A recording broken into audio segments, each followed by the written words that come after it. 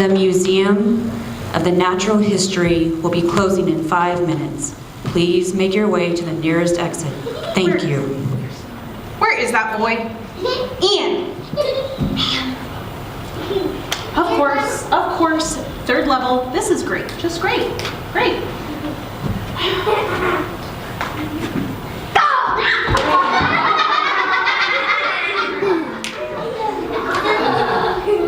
Ian, you nearly gave me a heart attack. Where have you been? The museum is about to close. The Museum of Natural History is now closed. Thank you for visiting. Mom, did you see this guy? He's so cool. First of all, I can't see. We're in the dark. And yes, very, very cool. Very cool. I need to find my phone. Maybe somebody will. Flashlight. I wonder if it's bad. I don't know. Don't touch. Don't touch. No touching. Okay. We'll figure this out, buddy. Let me just keys. I need to downsize. 3rd floor. What I wouldn't give for just a minute, honey. What I wouldn't give for like Chick-fil-A right now with some waffle fries and maybe a latte. That sounds pretty good. Mom. Greetings, mortals. I seem to be missing a winged sandal. Have you seen one flying around here?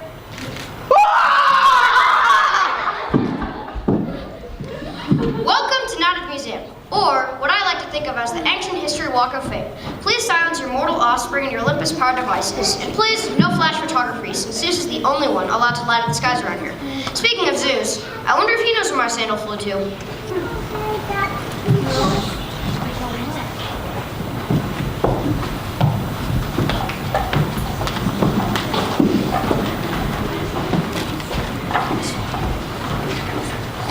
I am Leonidas, king of Sparta.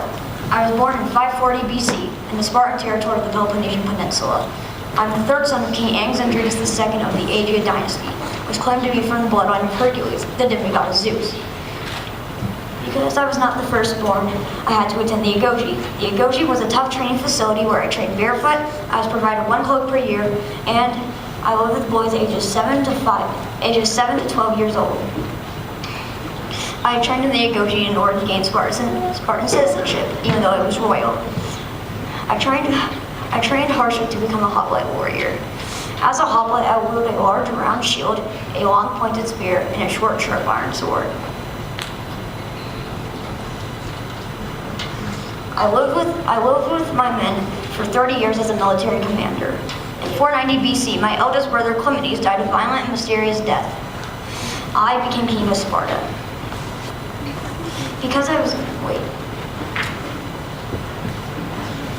I believed that the king should be the first in the march and the last to retreat. 2 times in the beginning of the 5th century, Persia attempted to invade Greece. During the First Peloponnesian War, I was a Spartan general. During the Second Peloponnesian War, I was king. I am best known for my heroism at Thermopylae. In September 480 BC, I led an elite mission with 300 Spartan warriors. My only requirement is that every man I chose had to have a son to carry on their name. The pass of Thermopylae, where I stationed my men, was 6 to 50 feet wide.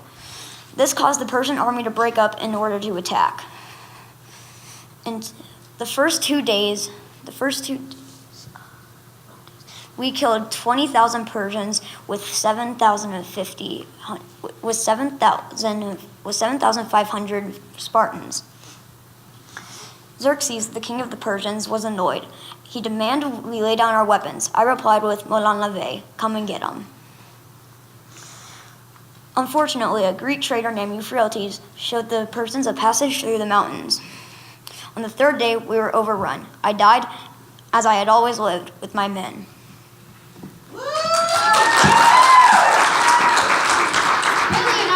Have you seen my sandal from Hermes? That's our temperamental friend.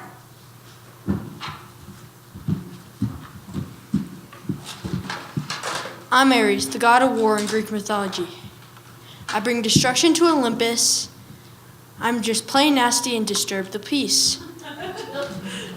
I'm extremely strong, vicious, violent, and murderous. I'm the fastest of all gods and extremely good at driving chariots. Spear throwing is my specialty. All my family are well-known deities. My father is the god of all gods, Zeus. My parents, Zeus and Hera, put their hope in me, but I strongly disappointed them. Some of my siblings are Athena, Artemis, Apollo, Hermes, and Dionysus. I enjoy fighting alongside my evil sister Eris and my sons, Phobos, the god of panic, and Demas, the god of rout. The head of my family is my famous grandmother, Gaia, also known as Mother Earth. I became well known for my relationship with the mother of my sons. Aphrodite is the god of love and as beautiful as the universe. I am most well known with my relationship with her. I am as dangerous, destructive, and terrifying as the EF5 tornado. I am war, I am Ares. Hey, Ares, have you seen my flying? No. Rude.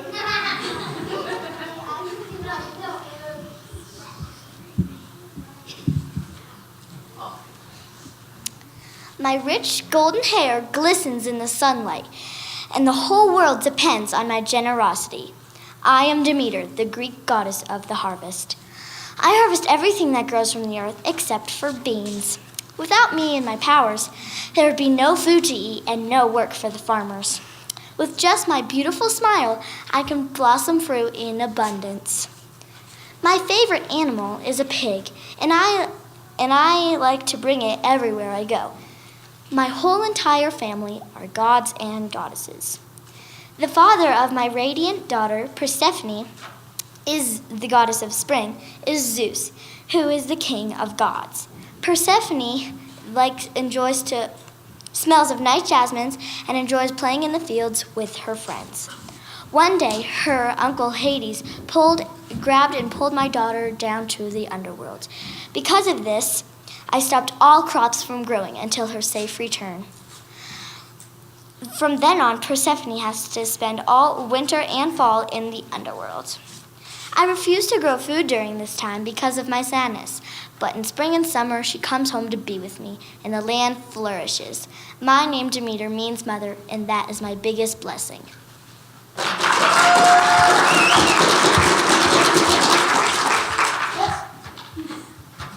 Hey, Dee, have you seen my favorite shoe? No, I haven't. Maybe you should check with Mr. Stormfield over on the other side of the exhibit.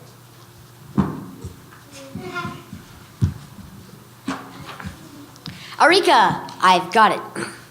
I am famous for inventions and discoveries such as war machines and designing a ship as big as the Titanic. My name is Archimedes, and I have a great mind for math. Although math has taken me on many adventures, one adventure that I have in mind for you guys is King Hiram's crown. When King Hiram got his new crown, he swiftly and suspiciously accused the craftsman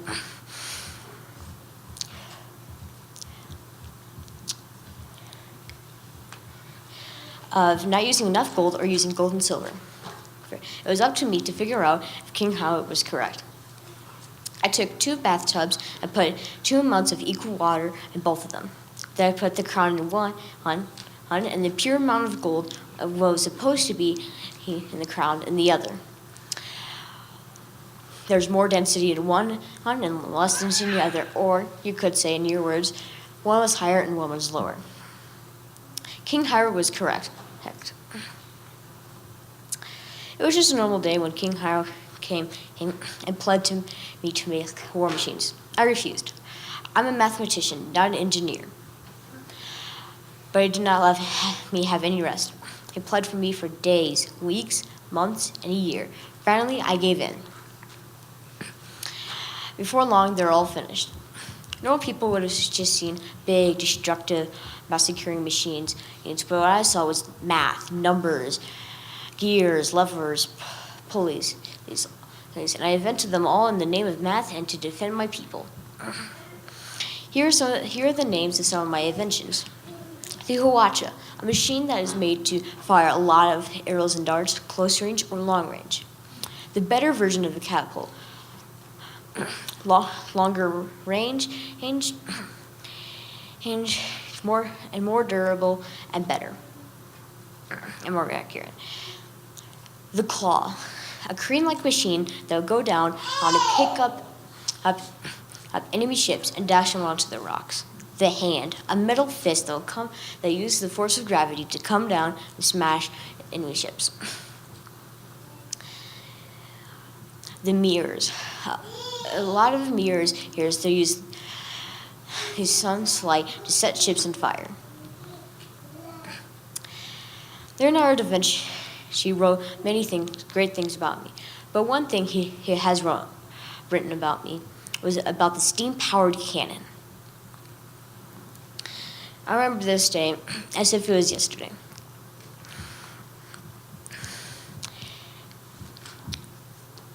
I was doing a very hard mathematical problem that was tough to solve when the city was overtaken by the Romans. The Roman general sent Roman soldiers to find me and bring me back to him alive. One Roman soldier did it and grabbed me, trying to bring me back to the Roman general. But he accidentally stepped on my math problem. I said for him to get off. He just laughed and sneered. Then, with anger rising to me, I took my stick and stabbed him in the foot. He yelped and stepped back in surprise. I kept on working my math problem. He speedily took out his sword and swiftly ended my life. Even though I may have had a short life, I did change the world with math.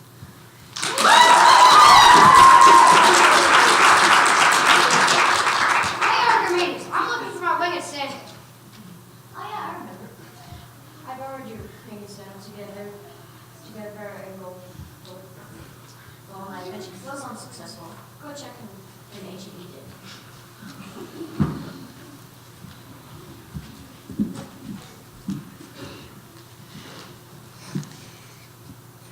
A general, a leader, a conqueror. I am Alexander the Great.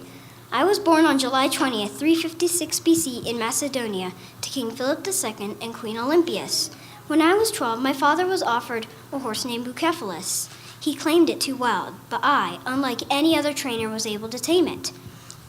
Bucephalus and I became the best of friends. As a child, I also liked to wrestle men, fight lions, and climb mountains. My favorite teacher was Aristotle. Before I became a man, I had to pass 2 tests. The first was to kill a wild boar. The second was to kill a man in combat. I dramatically rose to power at the young age of 20, when my father was assassinated at a wedding. The wedding was for Cleopatra, who is my sister. The people were shocked at my father's death, and I threatened that if anybody tried to take the crown, then they would be killed. I can be a little intimidating, so the people backed down. I bravely took the crown and became the new king. I had a dream to conquer the world.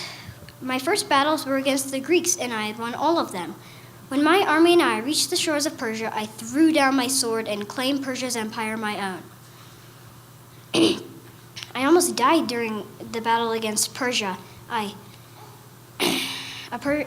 Macedonian soldier saved me by cutting off the Persian soldier's arm. Bucephalus, who was tired from much battle, sadly died. I was sad and mad that Bucephalus was dead, so I destroyed all of Asia. That was my final battle.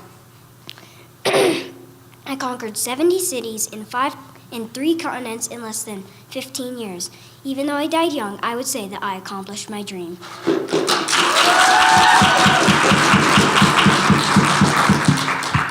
The fighting went on for hours and hours. Who would win? The Ptolemy dynasty began in 305 BCE, and I was born in 69 BCE. My parents were Ptolemy XII and Cleopatra Tryphena. I had 4 siblings, Ptolemy XIII and Ptolemy XIV. Isn't it funny how my dad and brothers have the same name? I also had 2 sisters, Bernice VII and Arsinoe. I had 4 children, my oldest being Caesarion, and twins, Alexander Helios and Cleopatra Selene. My youngest was Ptolemy Philadelphus. In 51 BC, my father died, and I successfully took the throne. I became a very strong ruler. I was the first to speak the Egyptian language in my family. But I was not Egyptian, but Greek. The Nile River did not flood for over 2 years. The people blamed me for this natural crisis, for me thinking I was a goddess was supposed to prevent this natural crisis. We needed it for our farming. Anyways, my son Caesarion became my co-ruler and was named King of Kings. Me and my beloved love Mark Antony fought Octavian. We were losing. I sent word saying that I was dead. Mark Antony stabbed himself in grief. About a month after he died, I decided to order a box of dates. Inside concealed a poisonous snake called an asp. That night I died dramatically and sorrowfully on August 12th and 30 BCE in Alexandria. I am Cleopatra.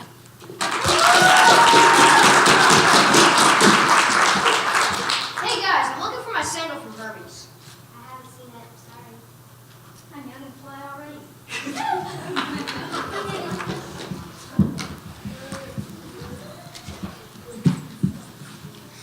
Have you ever wondered what it would be like to be a gladiator? Well, I will take you back to see what it would be like. A gladiator, such as me, would fight another man in an arena for the enjoyment of spectators. Sometimes a gladiator show would last from 1 day to 100 days. They were tiresome. Gladiators were usually prisoners and slaves. I was a captured slave. When I was a novice gladiator, I would fight with a wooden sword to avoid lethal injury. In Latin, gladius means sword, and gladiator means swordsman. This would mean gladiators were put in tiny boxes. Sometimes wealthy Romans owned their own private arenas. What gladiators were forced to do was brutal.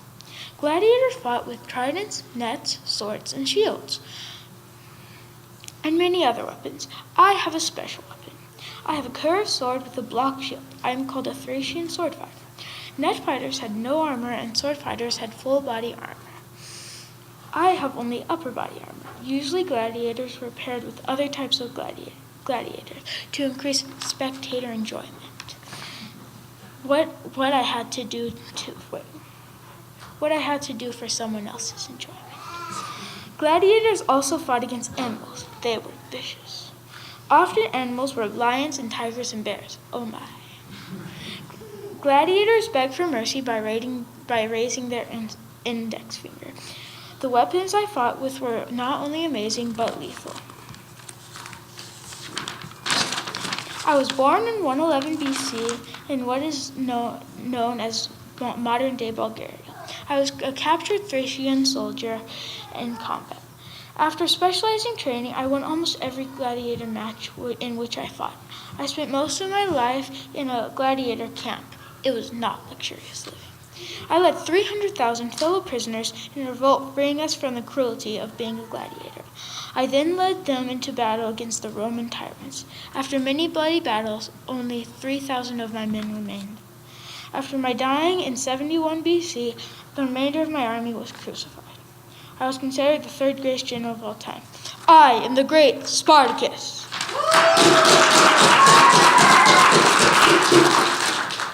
Hey man, I'm looking for a match to this.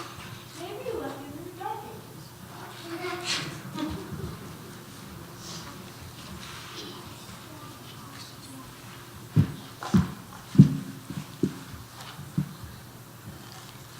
I, William the Conqueror, was the first Norman king of England. I was born in 1028 AD.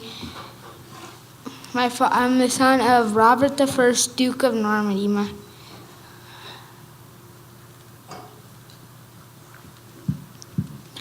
I was born at Falaise, and on my first war, I claimed that the English king, Edward the Confessor I of England, promised me heir to the throne, but instead they made his brother-in-law king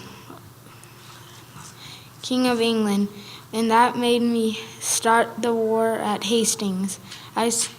After we started the battle and defeated Anglo-Saxons, and we defeated his army. After that, we killed Harold, his brother-in-law, and then on December 25th, 1066, I was crowned King of England. But I died on September 9th, 1087, when my horse threw me across the ground. That was my life, but I need to give credit to my army. My army was made of barons. The barons each gave me 5,000 men, and including all of my barons, they each gave me 5,000 men, which made me an army of 600,000 men. That's how I conquered Rome, but this is what I did after I conquered England. I built a white tower to scare my subjects and enemies. I built 2 castles in 2 weeks they were made of wood and called Moat and Bailey castles. That was my life, my army, and my castles. And most importantly, I want to be remembered as the first Norman King of England.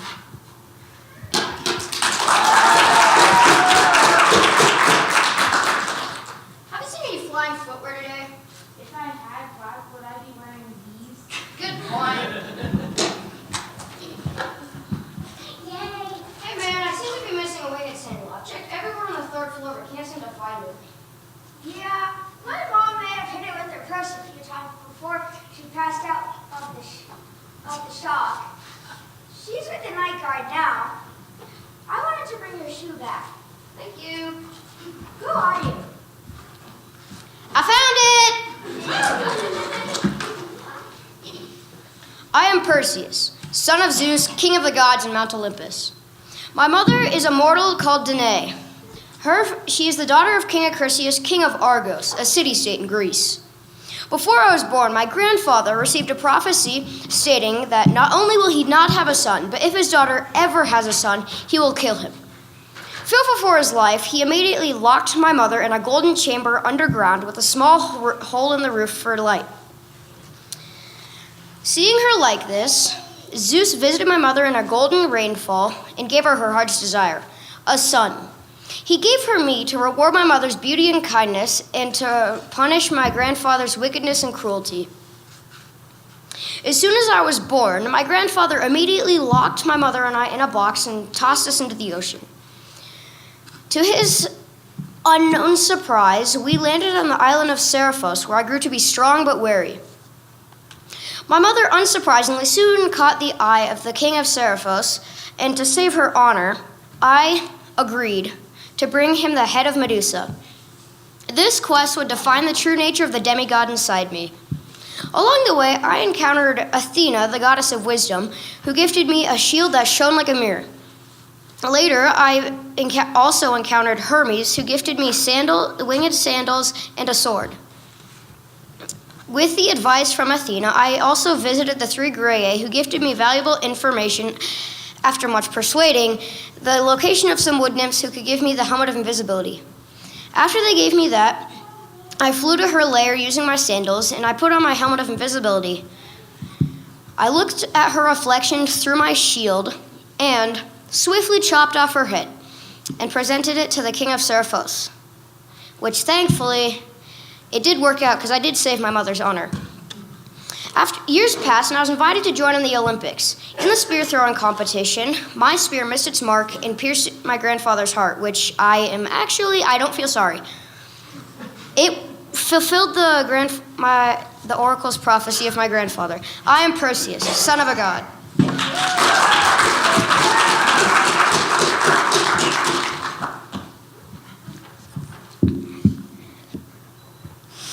Wow, who knew that ancient history was so exciting? Wait till Dad hears about this. He'll never believe it.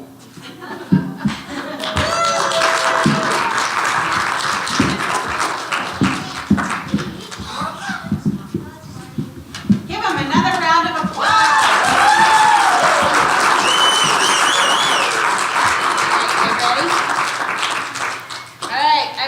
present you guys with the Essentials Class 2018-2019. All right, hang out up here for just a moment. We'll squish in for some pictures here, but you know, I am so proud of these guys. They have worked so very hard. If this is your first Faces of History event, I'm so glad you had the opportunity to be here. I'm Rebecca Miesmer, and I am the Essentials tutor who gets to spend 24 weeks with these wonderful people as well as their moms and some dads. And they are each just an incredible, incredible blessing, and I am honored and humbled to be doing this. It's a little bittersweet. This is, oh my goodness, 4 years of Essentials tutoring, and I'm going to take a break after this because Zachary is he'll be graduating into the Challenge program next year. So it's been really incredible, and I've just fallen in love with all of these people. And as far as the Faces of History project, all of these guys had to do a 5-paragraph research essay, which we do have if anybody wants to look through their really hard work, and they only had about 3 weeks to do it, so they really cranked them out. And then come up with a costume and a presentation. And so you guys, you did awesome. Great.